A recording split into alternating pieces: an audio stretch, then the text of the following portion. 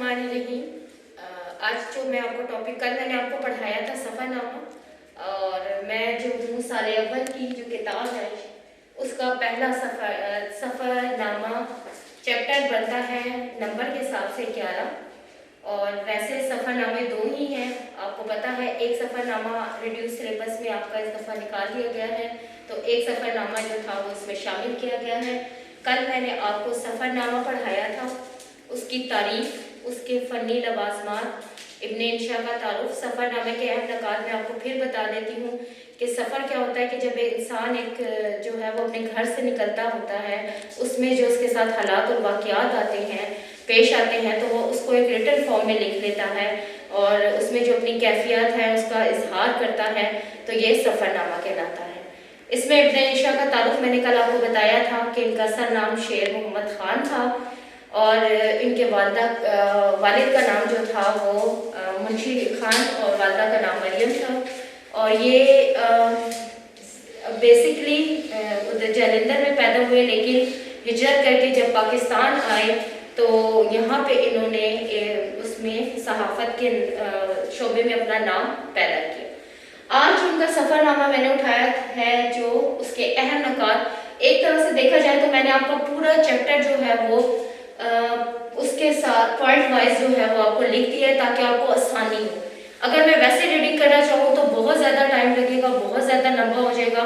तो मैंने क्या किया है कि आपका जो ये सफ़रनामा है उसके मेन पॉइंट जो है वो मैंने उठा लिए हैं पैराग्राफ वाइज इसके अंदर, ताकि आपको मैं साथ साथ वो चीज़ समझाती भी जाऊंगी और साथ साथ आपको उसकी तफसील भी बताती जाऊंगी। इससे आपको पढ़ने में आसानी भी होगी और आपको समझ भी आ जाएगा कि मुसन्निफ ने इसमें कहना चाहा है तो क्या कहना चाहा है। सबसे पहले जो नाम है शिराज, ईरान का एक मशहूर शहर है, ईरान का एक मशहूर शहर है शिराज। इसकी तफसील, इसकी वजह, शोहरत, ये चीज़ें मैं आपको आगे बताऊंगी, लेकिन पहले मैं जो इसका नाम है अफसाने का उसके हवाले से बात कर रही हूँ कि इसके 3 हिस्से बन जाते हैं। शिराज ईरान का मशहूर शहर, किनारा पानी का किनारा, रुकन बार शिराज की एक सहरगाह। हाफिज सादी जो थे वो इस सहरगाह में अक्सर तफरी कर रहे थे, तो इस वजह से इसका नाम जो है ये रखा गया। अब जब है हम इसके चैप्टर की तरफ आते हैं, यानी सफ़रनामे की तरफ आते हैं, तो पहला पैराग्राफ जो मुसन्निफ ने शुरू किया है वो सहर खेजी से शुरू किया है। सहर खेजी का वैसे तो मतलब सहर सुबह, खेजी का मतलब सुबह उठना जो होता है। मैंने आपको बताया था कि इब्ने इंशा जो है वो मज़ाहिया अंदाज में, संजीदा बात भी इतने मज़ाहिया अंदाज में करते हैं कि पढ़ने वाला जो है वो हंसने पे मजबूर हो जाता है। यहाँ पे उन्होंने पहली बात ये बताई कि मुझे तो आज तक ये बात नहीं समझ आती कि लोग सुबह उठ के करते क्या हैं। चरिंद परिंद का समझ आता है कि वो उठते हैं, जागते हैं, लेकिन इंसानों का उठना या इतनी जल्दी सुबह जागना मेरी समझ में आज तक नहीं आया। यहाँ पे उन्होंने एक मज़ाहिया अंदाज में ये बात भी कही है कि हमने ये सुना है कि जो सुबह उठते हैं वो बीमारियों से दूर रहते हैं, या ये कह लें कि उनको जो है वो लंबी उम्र पाते हैं। तो उन्होंने यहाँ बताया कि इस चीज़ को उन्होंने इस तरह मज़ाहिया अंदाज में पेश किया कि जो लोग सुबह उठते हैं सर्दी में अक्सर, तो मैंने उनको ज़ुकाम और नमूनिया में बीमार होते हुए देखा है। और यहाँ पे इस चीज़ की भी उन्होंने बड़े उसमें वजाहत की है कि जो ज़रूरी नहीं है कि जो सुबह उठते हैं लंबी उम्र वही पाते हैं, बल्कि मैंने अक्सर जो है वो सुस्त वजूद इंसानों को भी लंबी उम्र पाते हुए देखा है। तो पहला पॉइंट सहर खेजी का मैंने आपको क्लियर कर दिया। अब पैराग्राफ आता है दूसरा कि वो जब शिराज पहुंचे तो उन्होंने जब वो होटल पहुंचे तो उन्होंने वहाँ पे मौजूद, जैसे देखें आपके बुक में लिखा हुआ है कि होटल के नौकरों को वसीहत की। वसीहत का लफ्ज़ उन्होंने मज़ाहिया अंदाज में बोला, यहाँ नसीहत आनी चाहिए, लेकिन उन्होंने इस चीज़ को मज़ा पैदा करने के लिए वसीहत का लफ्ज़ यूज़ किया कि हमें सुबह 5 बजे उठा दिया जाए ताकि हम जो है वो हमने शिराज की शहर को जाना है। सब ने चश का मतलब है अच्छा कहा और उन्होंने वाकई अर्ली सुबह जो है इनको 5 बजे उठा दिया। अब है जी शिराज की तारीख। अब देखिए जी शिराज का जो है वो शुरू होने लगा है, आपका चैप्टर भी शुरू हो गया है और उसकी तारीख का और उसकी वजह शोहरत मैं आपको बता चुकी हूँ। सबक का नाम भी शिराज ही था। शिराज जो है वो ईरान का आबादी के लिहाज से 5वां बड़ा शहर है। शिराज آبادی کے لحاظ سے ایران کا 5واں بڑا شہر ہے۔ یہ صوبہ فارس کا دارالحکومت ہے، دارالخلافہ ہے۔ اس کا شمار علم الفنون اور شاعری میں ہوتا ہے۔ شیراز کے لفظی مطلب ہے شیر کا پیٹ۔ شیراز کے لفظی مطلب ہے شیر کا پیٹ۔ ابتدائی دور میں اگر ہم ابتدائی صدی کی بات کریں تو شیراز کا جو نام ہے وہ علوم و فنون کے مراکز میں اس کا شمار ہوتا ہے، اور اگر دیکھا جائے تو شیراز کو جو ہے ادیبوں کا، شاعروں کا اور پھلوں کا جو ہے وہ شہر کہا جاتا ہے۔ میں نے پھر آپ کو بڑی تفصیل سے بتا دیا ہے کہ 5واں شہر ہے آبادی کے لحاظ سے، اور اس کی وجہ شہرت کیا ہے جی؟ اس کا لفظی مطلب ہے شیر کا پیٹ۔ اسلامی تاریخ کے ابتدائی حوالے سے بات کی جائے تو یہ صدی جو ہے شروع کی، جو اسلام کی جو ابتدائی صدیاں ہیں، یہاں علوم و فنون کا مرکز ہوتا تھا شیراز۔ اس میں شاعروں کو، ادیبوں کو اور پھلوں کی وجہ سے اس پھلوں کا شہر کہا جاتا ہے۔ جیسے ہمارے ادھر روشنی کا شہر کراچی کو کہا جاتا ہے، تو اسی طرح شیراز کو جو ہے وہ شاعروں کا، ادیبوں کا اور پھولوں کا شہر کہا جاتا ہے۔ کہتے ہیں کہ شیراز میں جو ہے وہ ایران کی جو ہے الیکٹرانک انڈسٹری کا جو ہے یہ مرکز بھی ہے، اور ایران کا پہلا شمسی توانائی کا پلانٹ بھی یہاں موجود ہے۔ یہ ہے جی شیراز کی تاریخ اور اس کی شہرت۔ اب آ جاتے ہیں، انہوں نے یہاں لکھا ہے کہ شیراز جب ہم پہنچے تو اس کا ہوائی اڈا ننا منا سا تھا۔ یہ مزاحیہ انداز میں انہوں نے بات کی، ننا منا نہیں ہوتی کوئی چیز بھی، انہوں نے اس کے سائز کے حساب سے بات کی کہ وہ اتنے رقبے پہ نہیں پھیلا تھا، وہ ایک چھوٹا سا تھا۔ اب یہاں پہ انہوں نے بتایا کہ جب ہم اس زمین پہ ہم نے جب قدم رکھا تو وہاں کی قدامت کا مطلب ہوتا ہے پرانی چیز۔ ابھی آپ آگے پڑھتے جائیں گے تو آپ کو پتہ چلتا جائے گا کہ اس کو قدامت کے حساب سے کیوں انہوں نے کہا ہے۔ تو جس وقت وہ وہاں پہ پہنچے ہیں شیراز میں تو وہ خزاں کا موسم تھا۔ یہاں پہ دیکھیں ایجنسی، ایک امریکن ٹورسٹ کا میں نے پوائنٹ اٹھایا ہے۔ یہاں پہ امریکن ٹورسٹ کی جو ہے وہ انہوں نے یہ بتایا ہے کہ نہ وہ تہذیب کے بارے میں جانتے ہیں، نہ زبان کے بارے میں جانتے ہیں، نہ وہ ثقافت کے بارے میں جانتے ہیں۔ بس انہوں نے کیمرہ اٹھایا اور جس جگہ کا نام سنا، میم کو ہاتھ میں میم کو ساتھ لیا، کیمرہ لٹکایا، اور جس جگہ کا نام سنا لوگوں نے جو چیز بتا دی وہاں پہ چلے گئے سیاح کے طور پہ پھرنے کے لیے۔ لیکن ویسے وہ اس کی تاریخ کے حوالے سے اس طرح کچھ نہیں جانتے۔ اب جو دوسری چیز آ جاتی ہے میکڈوگل ایجنسی۔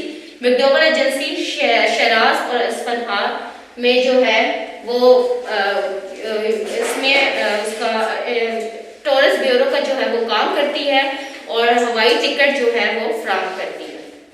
اب آ جاتا ہے آپ کا جو ہے وہ حافظ سعدی کا۔ حافظ سعدی کی اگر میں بات کروں تو حافظ سعدی کا وہ بتاتے ہیں، اسٹیپ بائی اسٹیپ اگلے پیراگراف پہ آئیں تو حافظ سعدی کے بارے میں یہ بات بتائی جاتی ہے کہ حافظ سعدی کا اصل نام، جو ان کا نام جو آتا ہے، حافظ سعدی کا جو نام ہے وہ محمد تھا۔ حافظ سعدی کا اصل نام محمد تھا، لقب شمس الدین تھا اور تخلص حافظ تھا۔ پھر میں ایک دفعہ ریپیٹ کر دیتی ہوں، حافظ محمد شیرازی کا اصل نام محمد تھا، لقب شمس الدین تھا، تخلص حافظ تھا، فارسی کے عظیم شاعر مانے جاتے ہیں۔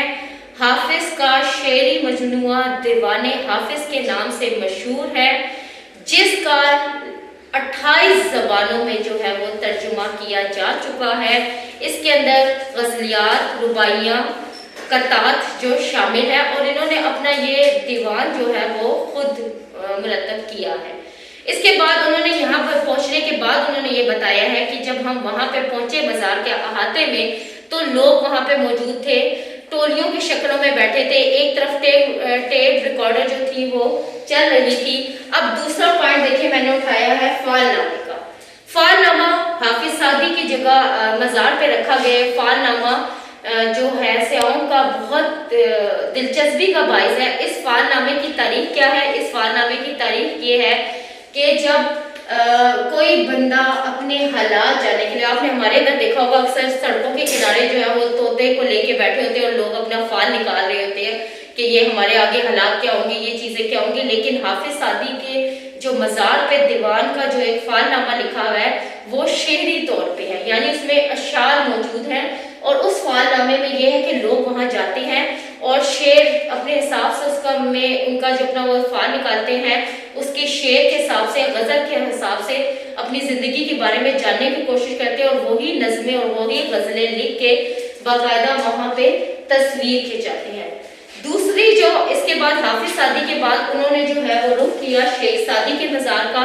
شیخ سعدی کے بارے میں یہ کہا جاتا ہے جی کہ شیخ سعدی کا اصل نام جو ہے، اگلا پیراگراف آ جائیں جی، پیج نمبر 86 پہ ہے جی، شیخ سعدی، ان کا اصل نام شرف الدین تھا۔ شیخ سعدی کے بارے میں یہ بات مشہور ہے کہ شیخ نے سید زنگی کے عہد میں شعر کہنے شروع کیے۔ شیخ سعدی کے بارے میں آپ کو بتا رہی ہوں، ان کا اصل نام شرف الدین تھا، اور انہوں نے شیخ سعدی، یہ جو شیخ سعدی ہے، انہوں نے سعدی زنگی کے دور میں شعر کہنا شروع کیے، جس کی وجہ سے ان کو سعدی کہا جاتا ہے۔ آج سے تقریباً 800 سال پہلے ایران کے شہر شیراز میں پیدا ہوئے۔ آپ بہت بڑے عالم مانے جاتے ہیں، میں پھر بتا دوں، آپ بہت بڑے عالم مانے جاتے ہیں۔ آپ کی 2 کتابیں گلستان اور گلستان بہت مشہور ہے۔ گلستان جو کتاب ہے وہ نثر میں موجود ہے، نثری طور پہ، اور گلستان جو موجود ہے وہ نظم کے طور پہ موجود ہے۔ آپ نے اسلامی سائنس، قانون، حکومت، تاریخ، عربی ادب کی تعلیمات حاصل کی۔ آپ نے جو ہے آپ کے اقوال آپ نے بہت جگہ پہ سنے ہوں گے کہ شیخ سعدی نے یہ جو ہے اقوال کہے، یہ کہے، بہت مشہور ان کے اقوال آتے ہیں۔ آپ نے تقریباً 100 سال کی عمر پائی، ٹھیک ہے۔ اب یہاں پہ وہ بتا رہے ہیں کہ جب میں ان کے مزار میں داخل ہوا تو ایک طرح سے مجھے انہوں نے دیکھیں ان کی کتاب کا حوالہ بھی دیا ہے، گلستان اور گلستان کی ایک نظم جو تھی وہ دیوار پہ آویزہ تھی۔ مزار میں عورتوں جو ہے وہ رخصت ہو رہی تھی، ہم فاتحہ کے لیے آگے بڑھے، لیکن کیا ہوا کہ دل جو ہے وہ ایک دم اشبار ہو گیا، آنکھوں سے سیلاب کی طرح آنسو بہنا شروع ہو گئے۔ میں جتنا ضبط کرنے کی کوشش کرتا تھا وہ آنسو جو ہیں وہ بڑھتے جاتے تھے۔ فاتحہ طویل ہو گئی، ہم نہ جانے کتنی دیر وہاں کھڑے رہے، کتنا جو چیز ہے وہ ہماری آنکھوں کے آگے گھوم گئی، کتنے عالم۔ اور اس کی ریزن یہ ہے کہ انہیں اپنا وہ وقت یاد آ گیا جب انہوں نے پہلی دفعہ اپنے گاؤں میں گلستان کی جو ہے، جو شیخ سعدی کی کتاب ہے جس کا بہت ساری زبانوں میں ترجمہ بھی کیا گیا ہے، وہ اس سے اپنے سبق کا آغاز کیا تھا، یعنی اپنی پڑھائی کا آغاز کیا تھا۔ تو ان کا ایک انجانا سا رشتہ ان کے ساتھ جو ہے وہ بنتا چلا گیا۔ تو یہاں پہ انہوں نے اسی چیز کی وضاحت کی ہے کہ میرا جو دل ہے وہ بھر آیا، اور آخرکار جو ہے ہم وہاں سے نکلنے کا دل نہیں تھا، ہمارا وہاں سے اٹھنے کا دل نہیں تھا، لیکن ہم نے جو ہے پھر وہ وہاں سے ہم نکلے۔ اس کے بعد اگلا جو چیز تھی وہ ہے مسجد وکیل۔ یہ دیکھیں میں نے پوائنٹ بھی ریز کیا ہے، مسجد وکیل۔ مسجد وکیل جو ہے وہ ایک اپنی مثال آپ مسجد ہے، شیراز میں واقع ہے، اور اس میں اس مسجد کی طرز تعمیر جو ہے وہ بہت خوبصورت انداز میں ہے۔ اس کے 2 اوان ہیں اور یہ اپنے طرز تعمیر میں تمام دنیا میں جانی پہچانی جاتی ہے۔ اگلی جو شخصیت اس میں موجود تھی ان کا نام ہے نادر خان۔ نادر خان کو نادر شاہ افشار، نادر شاہ کا نام آ رہا ہے یہاں، دیکھیں یہاں لکھا ہوا ہے نادر شاہ کے قتل کے بعد۔ اب نادر شاہ تو کے قتل کی بات بتائی ہے، لیکن میں نے آپ کو کل سفر نامہ پڑھاتے ہوئے یہ بات بتائی تھی کہ موجودہ دور اور پچھلا جو دور ہے، پرانی جو تاریخ ہے اس کا حوالہ موجود ہوتا ہے۔ تو نادر شاہ کو نادر شاہ افشار بھی کہا جاتا ہے۔ یہ ایران کے بادشاہ رہے ہیں اور افشار خاندان سے ان کا تعلق رہا ہے اپنی عسکری صلاحیتوں کی وجہ سے۔ نادر شاہ اپنی عسکری صلاحیتوں کی وجہ سے ایشیا کے نپولین اور سکندر ثانی بھی کہلاتے ہیں۔ عسکری صلاحیتوں کی وجہ سے ایشیا کے نپولین اور سکندر ثانی بھی کہلاتے ہیں۔ نادر شاہ نے مختلف علاقوں کو فتح کرتے ہوئے برصغیر میں داخل ہوئے اور وہاں سے لاہور اور پشاور کو فتح کرتے ہوئے کرنال پہنچے۔ کرنال سے برصغیر میں محمد شاہ رنگیلا کی سوت حکومت تھی، ان کو شکست دی اور وہاں پہ حکومت کی 2 مہینے تک وہاں حکومت کی۔ اس کے بعد وہاں سے جو ہے آپ نے حکومت ان کو واپس کی، یعنی بادشاہت واپس کی، وہاں سے چل پڑے اور واپس آتے ہوئے نادر شاہ جو ہے وہاں سے اپنے ساتھ شاہی محل کی دولت، तख्ते ताउस और कोहे नूर हीरा। कोहे नूर हीरा आपने सुना होगा, तख्ते ताउस भी बहुत मशहूर है। कोहे नूर हीरा दुनिया का सबसे कीमती और सबसे बड़ा हीरा है। ये मुर्गाबी के साइज का जो है, मुर्गाबी के जो अंडे है उसके साइज का जो है वो हीरा है। ये कहते हैं कि ये इनको वहां से लेके वापस आ गए और एशिया का आखिरी फातेह इनको माना जाता है। इसके बाद है करीम खान। नादिर शाह के कत्ल के बाद जिसको शिराज की हुकूमत मिली वो करीम खान थे। और ये क्यों मशहूर थे? अपनी नेक आदतों की वजह से इन्होंने अपने नाम के साथ बादशाह का लक़ब कभी इस्तेमाल नहीं किया, क्योंकि यहाँ पे ये अपने आप को वकील रियाया यानी रियाया का वकील कहते थे। अगला पैराग्राफ है दरवाज़े कुरान। दरवाज़े कुरान, दरवाज़े कुरान क्या है? दरवाज़े कुरान ये है कि एक उस जमाने में शराज की गिर्द जो फसील कायम थी, दरवाजे कायम थे जो शराज से बाहर निकलते वक्त उस दरवाजे के ऊपर कुरान पाक का एक नुस्खा मौजूद था और उसको देखने के लिए दूर दूर से सयाह आते थे। उस बरकत के तौर पे ये रखा गया था। अब ये जो है तेहरान के अजायब घर में मौजूद है, तो यहाँ पे इस चीज़ की इन्होंने वजाहत की है। ये भी बहुत शराज में मशहूर है। आगे है जी 88 पेज आपका स्टार्ट हो गया है। अब है ड्राइवर मंसूर की कहानी। अब ये जो ड्राइवर मंसूर है, जो उन्हें टैक्सी ड्राइवर मिला, इसने ये दावा किया जी कि मैं जो हूँ इंग्लिश बहुत अच्छी तरीके से जानता हूँ। और यहाँ पे जी एक तरह से सनत तनवी भी इस्तेमाल हुई है इन्नाउल हक के नाम से। इन्नाउल हक के नाम से इस्तेमाल हुई है। और इस सनत तनवी का जो हवाला है वो ये है कि मंसूर हलाज नाम, इसने जो दावा किया था ड्राइवर मंसूर ने, वो ये कहा था कि मैं अंग्रेजी जानता हूँ, लेकिन इससे जब भी कोई बात पूछी जाती थी, जैसे तुम शराज के रहने वाले हो, तो आगे से कहता था यस। यहाँ से कितने कोस के फासले पे? यस। यहाँ जहाज 3:30 बजे चलेगा? यस। अब उन्होंने इसको इनसे तशबीह क्यों दी है? क्योंकि मंसूर हलाज 858 यानी 858 में पैदा हुए हिजरी सन में और 922 में जो है इनका इंतकाल हुआ। इनके बारे में ये था इन्ना हक का यानी मैं खुदा हूँ का नारा लगाया था, जिसकी वजह से उलमाओं ने इनको जो वहाँ के जो उस वक्त थे मजहब के जो हामी थे, उन्होंने इनको काफिर करार देते हुए फांसी की सजा दे दी। इनके फांसी के बाद जो है कुछ लोगों ने इनको वली और शहीद का रुतबा दिया, लेकिन कुछ लोगों ने इन्हें काफिर जो है वो करार दिया।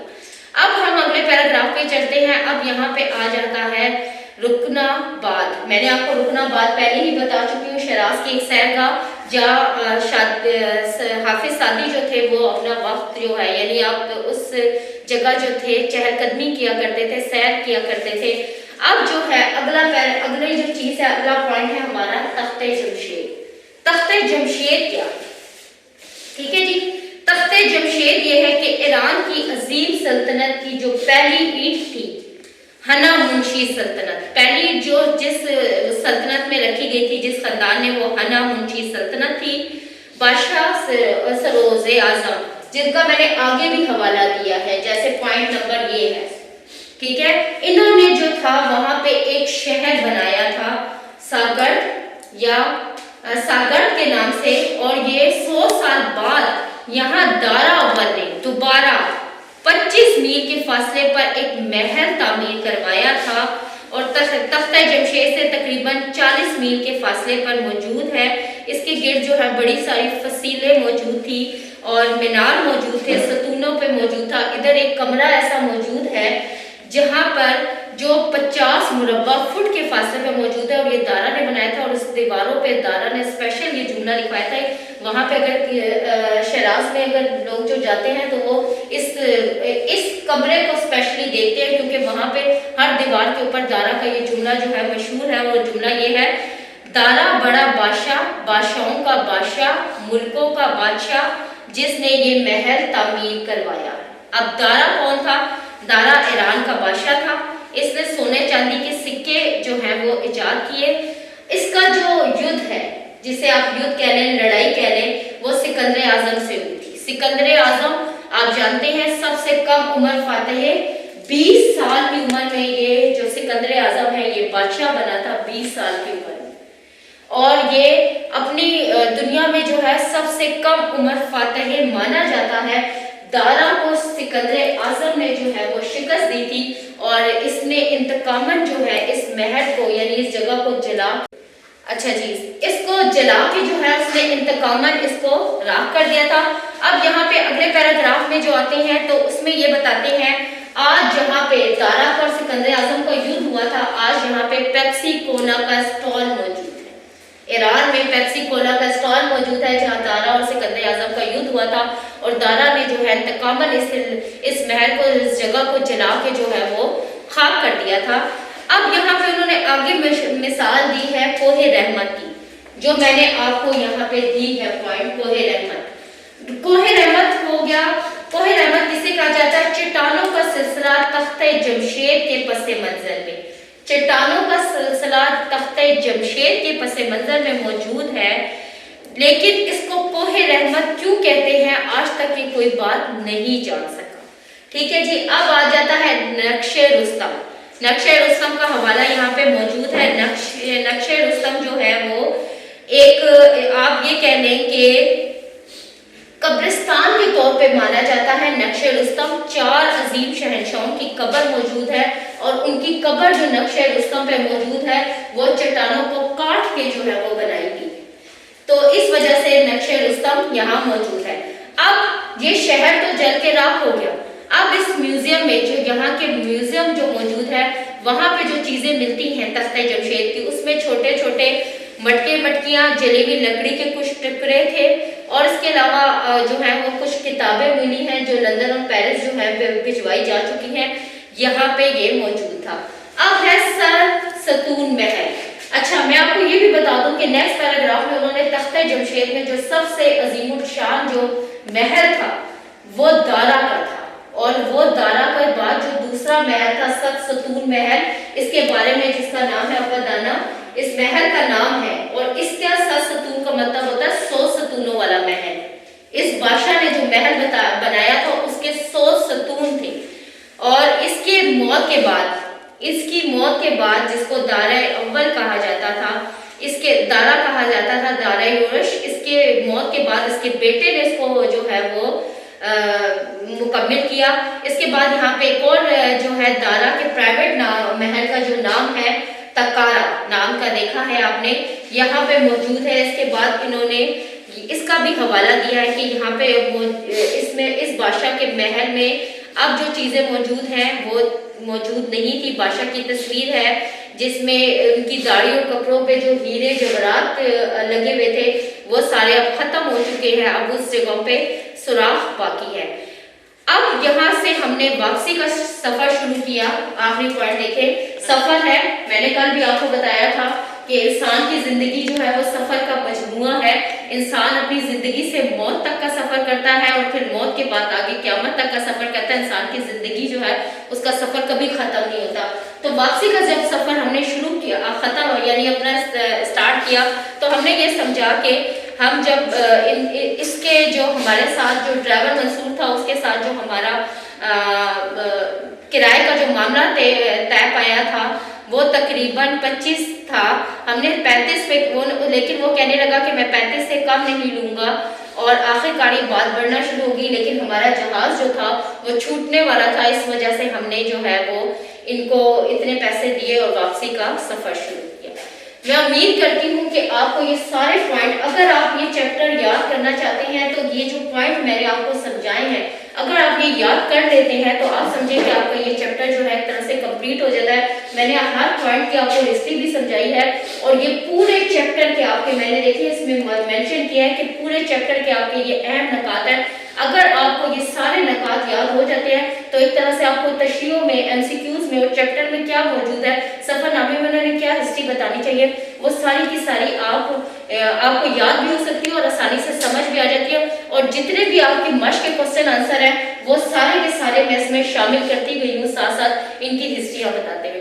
امید کرتی ہوں کہ آپ کو یہ چیپٹر سمجھ آ گیا ہوگا، کمپلیٹ ہو گیا۔ شکریہ، اللہ حافظ۔